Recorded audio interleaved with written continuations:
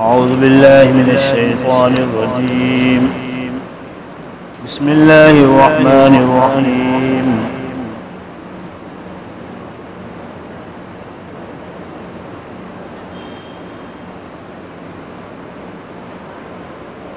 ولما بلغ أشده واستوى آتيناه حكما وعلما وكذلك نجزي المحسنين. حضرت موسیٰ علیہ السلام کے متعلق بات چل رہی ہے. اللہ تبارک و تعالیٰ کی خفیہ تدبیر ایسی ہوتی ہے کہ جہاں انسان کا دماغ پہنچ نہیں سکتا. جس فرعون نے اپنی حکومت کے جانے کے خطرے پر بنی اسرائیل کے ہزاروں بچوں کو ذبح کرا دیا اور ہزاروں ماؤں کی گودوں کو ویران کیا، اور جس بچے کے خطرے کی بنیاد کے اوپر جو ہے فرعون پریشان تھا، اللہ تبارک و تعالیٰ نے اسی بچے کو فرعون کے محل میں پہنچا دیا.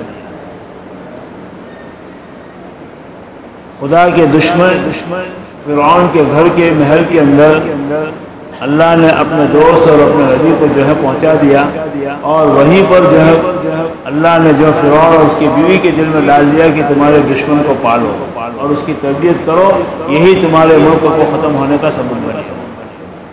اللہ تبارک و تعالیٰ کی تدبیر بھی عجیب ہوتی. کفار مکہ نے نبی کریم صلی اللہ علیہ وسلم کو ختم کرنے کے لیے کیسی تدبیریں کی. تمام قبیلے کے ایک جوانوں کو لیا اور آپ کے گھر کو گھیراؤ کر لیا کہ صبح نکلیں گے ہم آپ کو شہید کر دیں. اللہ تبارک و تعالیٰ کی تدبیر کچھ اور کام کر رہی ہے. آپ صلی اللہ علیہ وسلم نکلے اور تمام کی آنکھوں کے اوپر پردہ ڈالے. آپ صلی اللہ علیہ وسلم نے تمام دشمنوں کے سروں پر مٹی ڈالی اور آباد جو ہے بالکل آباد وہاں سے نکل گئے. تو کبھی کبھی اللہ تبارک و تعالیٰ اپنے نبی کی اپنے بندوں کی حفاظت کے لیے دنیا کے سارے اسباب کو ختم کر دیتا، براہ راست حفاظت. اب یہیں سے دیکھو کہ آپ صلی اللہ علیہ وسلم کو محفوظ رکھنے کے لیے اللہ نے کیا کیا کہ نبی تو گھر سے نکلے لیکن دشمن دیکھ نہیں سکے. پھر جب مکہ کو چھوڑا تو اللہ نے کہا کہ اسباب اختیار کرو، جاؤ غار میں چھپ جاؤ تمہیں تلاش کرنے کے لیے. یہ تدبیر ہوتی ہے اللہ. حضرت عیسیٰ علیہ السلام کے ساتھ بھی یہی معاملہ ہوا، ان کا واقعہ آپ پہلے سن چکے. ایسے ہی حضرت موسیٰ علیہ السلام کا معاملہ ہوا، کیونکہ حضرت موسیٰ علیہ السلام بنی اسرائیل میں تھے. ہونا تو یہ چاہیے تھا کہ موسیٰ بھی قتل ہو جاتے، لیکن اللہ تبارک و تعالیٰ نے چاہا کہ موسیٰ جو ہے فرعون کے ملک کے تباہ اور اس کے ختم ہو جانے کا ذریعہ بنانا ہے، لہذا موسیٰ کو فرعون کے محل میں پہنچایا. اب جو ہے ماں کی گود ویران ہوئی تھی، اللہ نے ماں کی گود میں موسیٰ کو پہنچا دیا، اور فقط موسیٰ کو پہنچا اتنا نہیں بلکہ فرعون کو کہا کہ بچے کو دودھ پلا دے، اس کی تنخواہ بھی دے، ہر مہینے میں تنخواہ بھی ملتی. تو اللہ تعالیٰ یوں کھلاتا بھی ہے اور یوں پرورش بھی کرتا ہے. شرط یہ ہے کہ بندے کی نظر اللہ کی ذات کے اوپر ہونی چاہیے. چنانچہ حضرت موسیٰ علیہ السلام فرعون کے محل میں پلتے رہے اور تربیت پاتے رہے، اور اللہ نے محل کے اندر رہنے والے تمام لوگوں کے دل میں موسیٰ کی محبت بھی ڈال دی. اس لیے کہ ایک تو پرورش کرے اور محبت نہ ہو تو ظاہر بات ہے پرورش میں توجہ نہیں دیں. لیکن جب محبت ہوتی ہے، جیسے ماں باپ کے دل میں اللہ تعالیٰ بچوں اور اولاد کی محبت کو ڈال دیتا ہے، تو ماں باپ جو ہے ہر تکلیف کو سہ کر اپنے بچے کی پرورش کرتے. لیکن پڑھایا بچہ ہوتا ہے تو اتنی توجہ نہیں ہوتی. ایک دودھ پلانے والی کسی دوسرے کے بچے کو دودھ پلائے گی تو اتنی پرواہ نہیں ہوگی جتنی کہ ماں کی ممتا میں ہو. لیکن اللہ نے فرعون کے محل کے تمام لوگوں کے دلوں میں موسیٰ کی محبت کو ڈال دی. لیکن ساتھ ساتھ فرعون کو پریشانی میں بھی ڈالا. محل میں پل بھی رہے اور فرعون پریشان بھی ہو رہا ہے کہ کہیں یہی بچہ نہ ہو. لیکن چونکہ گھر کے ہوم منسٹر کا جو ہے حکم تھا کہ اس بچے کو ہم گھر میں پالیں گے اور ہم اس کو بچہ بنائیں گے، چنانچہ فرعون وہاں پر بے بس تھا اور دوسری طرف اللہ تعالیٰ کو حفاظت بھی کرنی تھی. تو بہرحال حضرت موسیٰ علیہ السلام فرعون کے محل میں پہنچ گئے اور تمام لاڈ پیار کے ساتھ موسیٰ کی تربیت بھی کر رہے ہیں، موسیٰ کو جو ہے پال بھی رہے ہیں۔ یہاں تک کہ حضرت موسیٰ علیہ السلام پلتے پلتے جو ہے عمر میں ہوئے۔ ایک مرتبہ فرعون نے جو ہے موسیٰ کو گود میں لیا تو موسیٰ نے جو ہے فرعون کی داڑھی پکڑ کر ایک تماچا مار دیا۔ ابھی 2 سال کی عمر بھی نہیں تھی تو فرعون پھر گھبرایا کہ شاید یہی وہ بچہ ہے، اسی وجہ سے تو مجھے تماچا مارا۔ فرعون نے اپنی بیوی سے کہا کہ دیکھو یہی میرا دشمن معلوم ہوتا ہے، مجھے تماچا مارا۔ فرعون کی بیوی نے کہا کہ بادشاہ ہو کر ایسی بیوقوفی کی باتیں کرتے ہو، چھوٹا بچہ تو ہر حرکتیں کرتا ہے، ماں باپ کو مارتا بھی ہے، گالیاں بھی دیتا ہے، سب کچھ کرتا ہے، یہ اپنے انسمجھی کی وجہ سے کرتا ہے۔ لہٰذا اس چھوٹے بچے کی اس حرکت کے اوپر نوٹس لینا یہ کوئی عقل مندی کی بات نہیں۔ ایک طرف تو رب ہونے کا دعویٰ کرتے اور دوسرے بیوقوفی کی باتیں کرتے۔ جب بیوی نے بات کہی تو فرعون نے کہا کہ اچھا ہم اس بچے کا امتحان لیتے ہیں کہ اس نے لڑک پن میں یہ کام کیا ہے یا سمجھ کر کیا۔ چنانچہ جو ہے ایک سرخ رنگ کا چمکدار ہیرا جو ہے فرعون نے منگوایا اور اس کو بھی رکھا اور اس کے ساتھ ساتھ انگارے کو بھی رکھا۔ انگارہ بھی سرخ ہے تو انگارہ بھی چمکتا ہے اور یہ بھی ہیرا بھی چمکتا ہے، اور موسیٰ کو چھوڑ دیا۔ موسیٰ جو ابھی چلتے تو نہیں ہوئے تھے، گھٹنوں کے بل چل رہے، چھوٹا بچہ جو چلتا ہے پہلے تو ایسے ہی سیکھتا ہے۔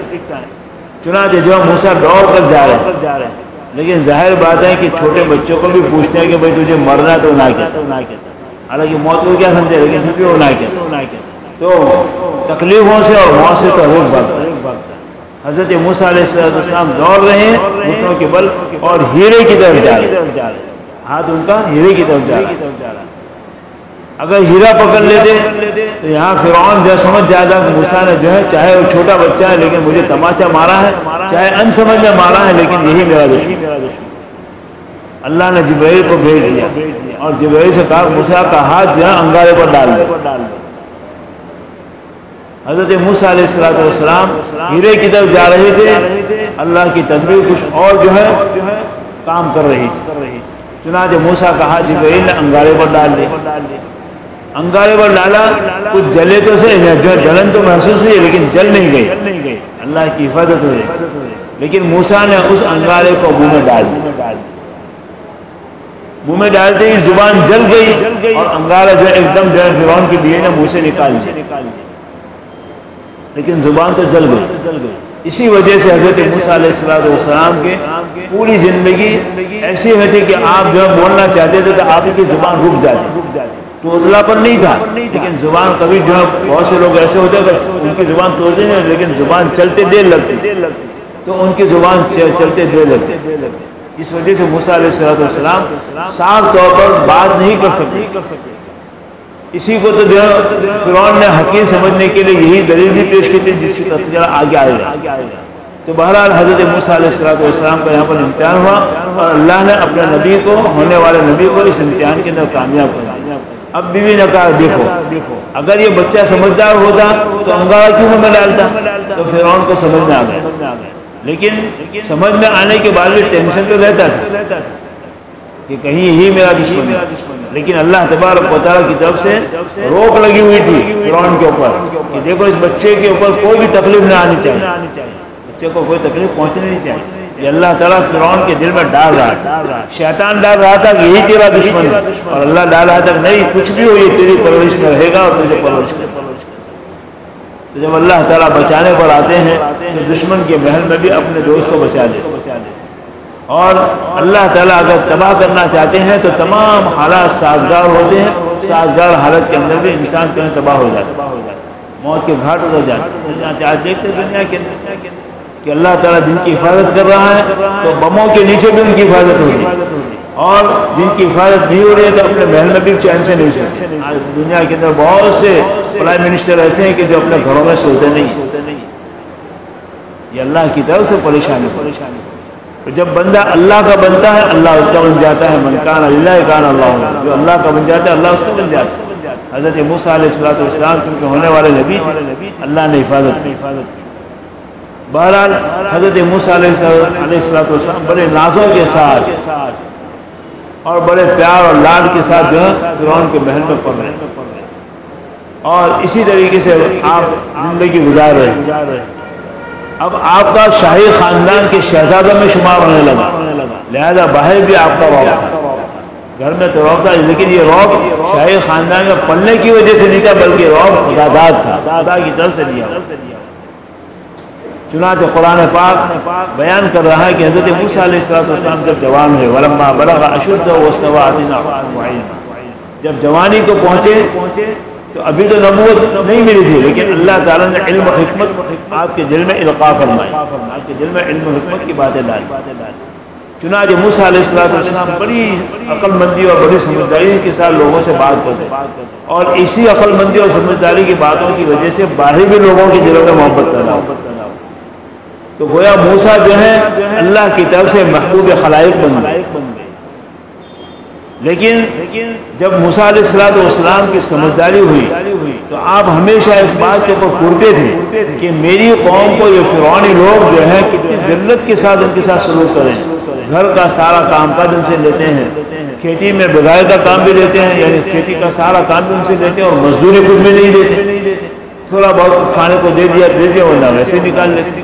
تو اتنی جو غلامی کی زندگی بسر کر رہے تھے اور بڑی تکلیفوں میں زندگی بسر، گویا کہ ان کی ذہنی اور ان کا دماغ بھی غلامانہ زندگی ذہن بن گیا، اور اتنی ذلت کے ساتھ پڑے رہتے کہ ہم جاویں کہاں۔ تو حضرت موسیٰ علیہ السلام ہمیشہ جو ہے اس فکر میں رہتے تھے کہ اس قوم کو کسی بھی طریقے سے فرعون کے ظلم و استبداد سے بچا لینا چاہیے، لیکن ابھی اللہ نے دماغ میں تدبیر نہیں ڈالی، کیونکہ ابھی نبوت نہیں ملی، ابھی تو نبوت کا کام آپ سے لینا۔ چنانچہ حضرت موسیٰ علیہ السلام ہمیشہ جو ہے باہر چکر لگایا کرتے تھے، فرعونیوں کے اندر بھی اور بنی اسرائیل کے اندر۔ ایک مرتبہ جو ہے آپ کچھ جوانی کے عالم میں آئے، ایک مرتبہ جو ہے مصر کے اندر آپ گھوم رہے تھے صبح کے وقت،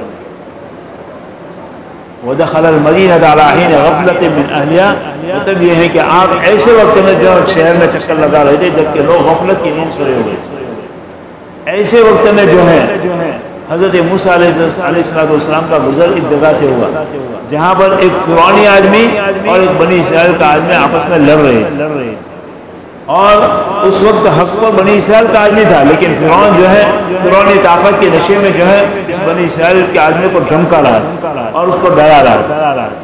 اسی دوران میں حضرت موسیٰ علیہ السلام کا وہاں سے گزر ہوا، تو اس اسرائیلی نے جو حضرت موسیٰ کی قوم کا تھا اس نے کہا کہ موسیٰ دیکھو یہ میرے اوپر ظلم کرتا ہے اور مجھے ستاتا ہے اور مجھے تکلیفیں دیتا ہے، مارتا بھی تھا۔ حضرت موسیٰ علیہ السلام نے دیکھا کہ واقعاً جو ہے یہ فرعونی حق پر نہیں ہے بلکہ اسرائیلی حق پر ہے، اور اس کو واقعاً اس کے اوپر ظلم کر رہا ہے۔ حضرت موسیٰ علیہ السلام پاس میں گئے اور اس آدمی کو یعنی فرعونی آدمی کو ایک گھونسا مارا، ایک گھونسا مارا۔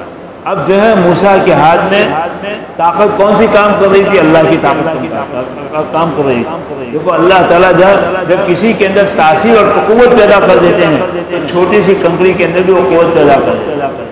ابرہا نے مکہ کے اوپر حملہ کیا، حملہ کرنے کے ارادے سے لشکر لے کر گیا، شہر سے باہر پڑاؤ ڈالا اور مکہ کے لوگوں کو کہا کہ تم نکل جاؤ، ہمیں تم سے کوئی لینا ہے، میں اس گھر کو بیت اللہ کو گرانے کے لیے آیا۔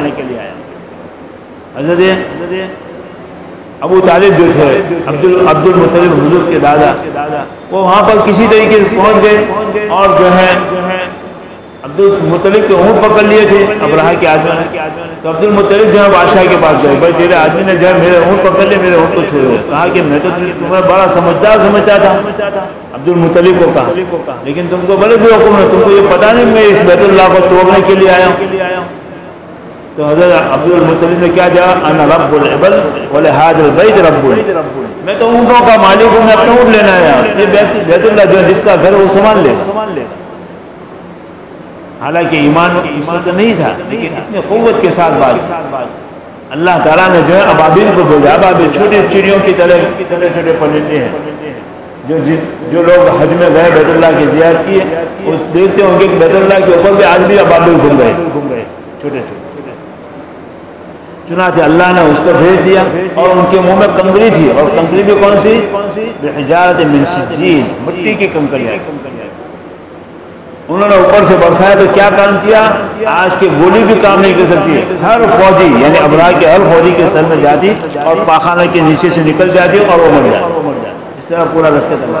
تو اللہ جب طاقت پیدا کرتے ہیں تو کنکری کے اندر بھی وہ طاقت پیدا کر دیتے ہیں. اور جو ہے جب طاقت کو لوٹ لیتے ہیں تو ایٹم بم گرتے ہیں اور مجاہدین آباد رہتے ہیں.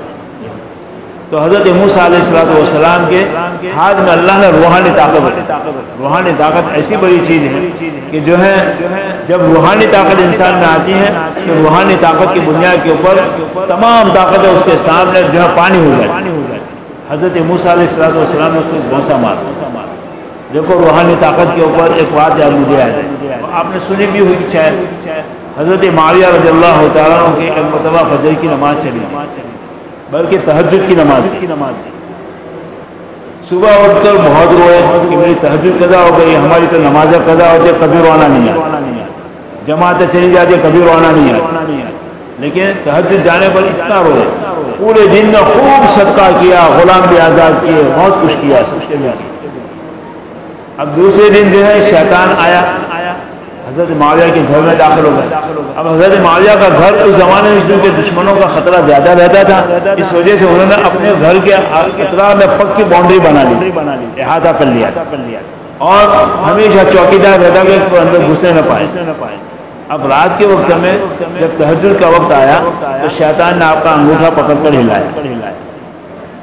حضرت معاویہ بیدار تو ہو گئے, لیکن سوچا, روحانی طاقت تھی نا, سوچا کہ جو ہے ایسے وقت میں جبکہ میرے گھر کے سارے دروازے بند ہیں, کہیں کھڑکی بھی کھلی ہوئی نہیں ہے, اور ایسے وقت میں مجھے آیا اور جو مجھے کس نے ہلایا؟ آپ اٹھ بیٹھے. دیکھا تو دروازے کی اوٹ میں جو ہے ایک آدمی کھڑا ہے, فوراً کھڑے ہو گئے اور کھڑے ہو کر اس کا ہاتھ پکڑا. اب جو ہے ہم جیسے ہوتے نہ معلوم شیطان کتنے تماچے مار کر بھاگ, لیکن جو ہے روحانی طاقت تھی, ہاتھ پکڑ لیا شیطان, وہ ہاتھ چھڑانا چاہے, لیکن معاویہ نے فرمایا کہ تو میرے ہاتھ سے چھوٹ نہیں سکتا ہے ایمانی طاقت, روحانی طاقت, میرے ہاتھ سے چھوٹ نہیں سکتا.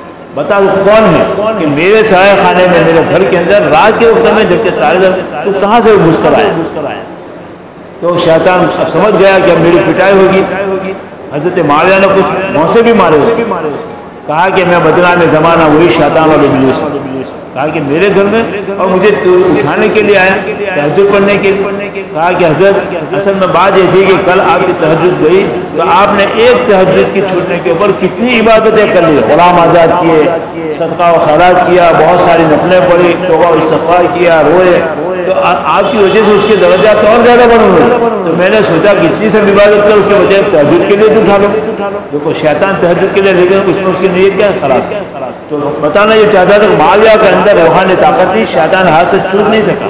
تو موسیٰ کے ہاتھ میں بھی روحانی طاقت.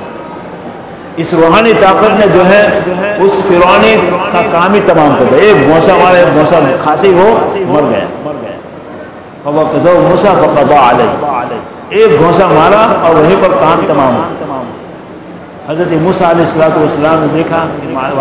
اب یہاں پر جو ہے حضرت موسیٰ نے اس کو قتل کیا ایسا نہیں, بلکہ وہ ناحق پر تھا, اس عیسائی پر ظلم کر رہا تھا, اور آپ نے اس کو ہٹانے کی نیت سے اس کو گھونسا مار ڈالنے کی نیت سے, لیکن اللہ نے وہیں پر کام تمام کیا اور حضرت موسیٰ وہاں سے نکل گیا.